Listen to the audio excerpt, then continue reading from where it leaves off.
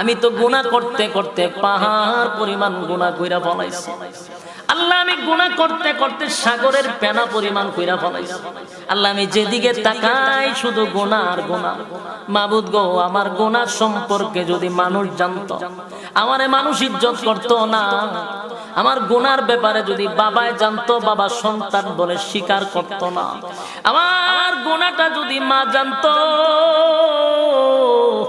মাও সন্তান বলে ডাক দিত না। আমার গুনাহ যদি আমার সন্তানরা জানতো, আব্বা বইলা কোনোদিন আমাদেরকে ডাকতো না।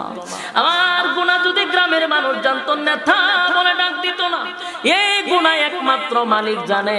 সেই মালিকের সাথে যদি গভীর রজনীতে নজুলে রহমতের সময়, যেই সময় মানুষ স্ত্রী পুত্র লইয়া ঘুমায়া যায়, পশু পাখিরাও ঘুমায়া যায়, নিঝুম রাত্রিতে যদি আসামির বেশে আপনি যদি আল্লাহর কাঠগড়ায় দাঁড়াইয়া দুইটা হাত তুলিয়া যদি চোখের পানি ছাইরা গুনার উপরে লজ্জিত হয়ে যান, আর যদি বলেন মালিক,